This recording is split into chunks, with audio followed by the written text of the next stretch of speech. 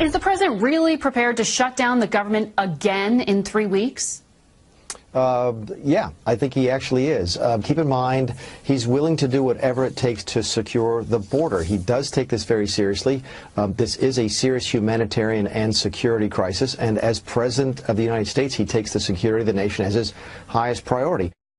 All right, so there's a new shutdown deadline on the table, and that is February 15th. Let's bring in White House Mercedes Schlapp is joining us, White House Director of Strategic Communications. Mercedes, great to have you here.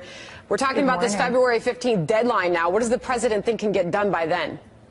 Look, the president has perfectly set the table now for the negotiations with Congress. This is obviously, we're trying to see if we can get this legislative fix and ensuring that we're able to fund the border.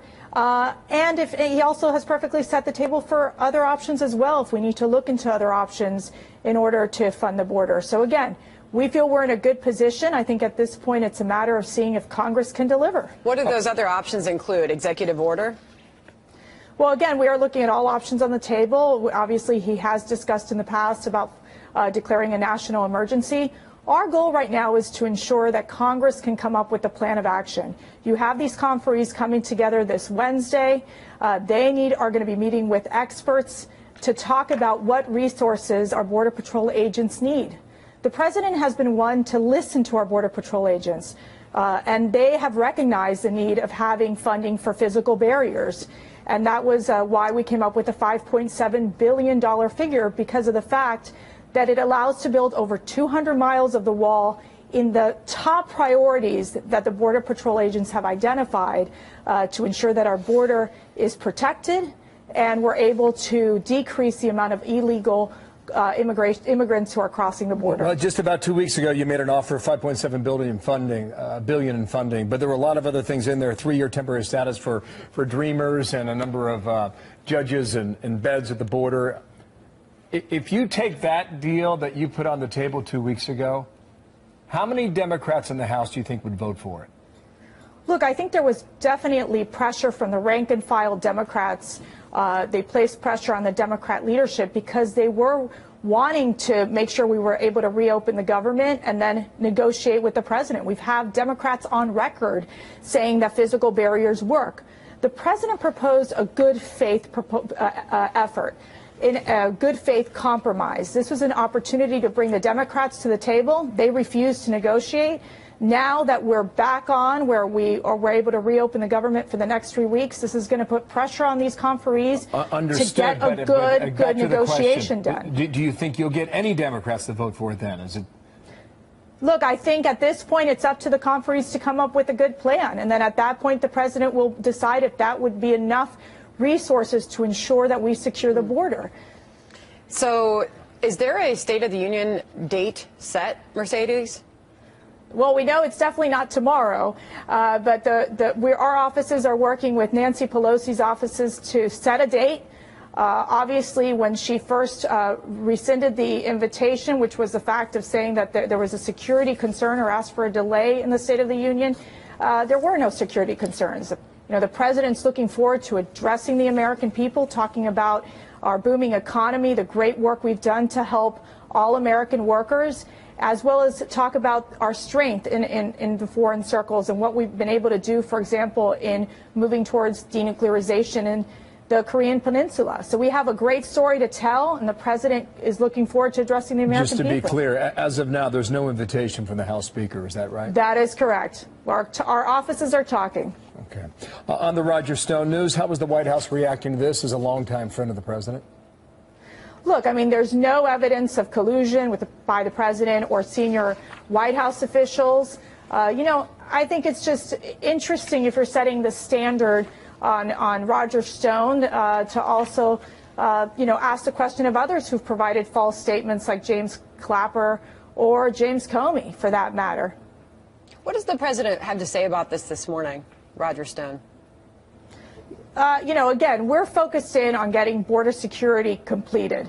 Our goal right now, and as we move towards the State of the Union, is to talk about ways that we can work with Congress to achieve our priorities and on the president's agenda. I mean, our goal is to continue to push forward on economic prosperity and growth in America, making sure that wages keep going up, making sure that there are job opportunities for all Americans. We've created over 7 million jobs. I mean, that is just unprecedented. And so the president wants to keep focused on those issues that matter, which is that of the economy, which is that of ensuring that we secure our border. I mean, we were talking today about human trafficking being a huge issue right now on the southern border, where ICE, for example, was able to identify over 300 victims of human trafficking. So those are the issues that we're focused on in the White House. All right, two more topics quickly. John Bolton on threats to the Americans of Venezuela. He tweeted this: any violence and intimidation against U.S. diplomatic personnel, Venezuela's Democratic leader, Juan Guaido, or the National Assembly itself would represent a grave assault on the rule of law and will be met with a significant response. What is that suggesting in terms of response?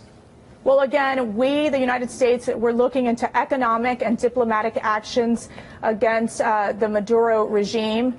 It is time for Maduro to give it up. This is a moment where the Venezuelan people are talking, they're speaking up.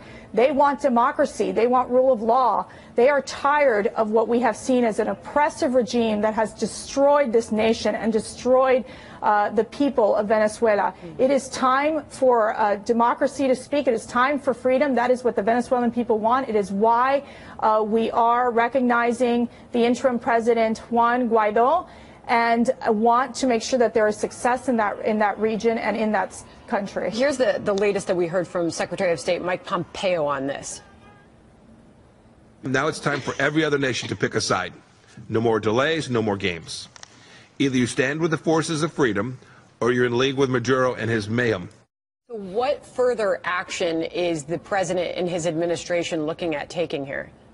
Again, I'm not going to get ahead of any of these announcements, but we are going to look at our economic and diplomatic channels to ensure that we put pressure on Maduro's regime. It's one of the angles that we're doing to ensure that we can promote democracy in that country.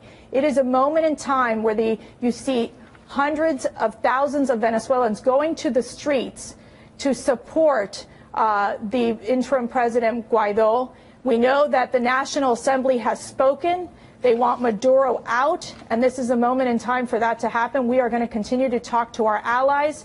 And as Secretary Pompeo said, it's time to pick sides. And we stand with freedom. We stand with democracy in Venezuela. And we want the people to regain the power instead of having a dictator in place that has absolutely destroyed that country. Okay, we'll continue to watch that. Mercedes Schlapp, I hope you come back soon. We're out of time, but thank you for your time today. From the North Lawn there, thanks. I stand before you today, clear-eyed about the fight ahead and what has to be done. I stand before you today to announce my candidacy for President of the United States. Well, that was Senator Kamala Harris kicking off her presidential campaign in Oakland over the weekend, touting big government programs like Medicare for all and universal pre-K. This as a former Starbucks CEO, Howard Schultz, says he is considering running as a, quote, centrist independent. Let's bring in Karl Rove, former White House Deputy Chief of Staff and a Fox News contributor. You've had a chance, Karl, by now to digest all the news from the weekend. What do you think here? Let's start out first with Senator Harris and some of the things that she's already touting. Yeah, look, from the optics perspective, big crowd, lots of enthusiasm, some good sound bites.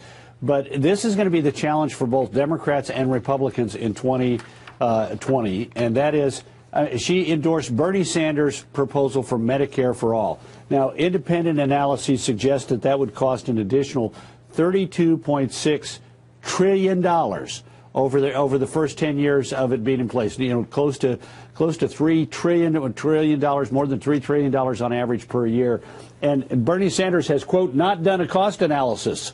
Well, I don't think Kamala Harris has done it either. The problem with Medicare for all, and both parties are going to have to find a way to talk about this, is the average Medicare beneficiary today who doesn't get Medicare until 65 pays in $160,000 in payroll taxes and takes out $486,000 in benefit and passes the $326,000 difference onto their kids and the grandkids in the form of bigger debt, bigger national debt. So how you're going to pay for it how you're going to take a system that's already gone broke. The actuaries of Medicare say it's going to be broke in the next decade. How you go about taking care of that is going to be a big question for Kamala Harris. Sounds good for the Democrat left in the primaries, but in the general election could be a huge problem. We heard a lot about Medicare for all. We also heard Harris take on the president's planned border wall, calling it a medieval vanity project.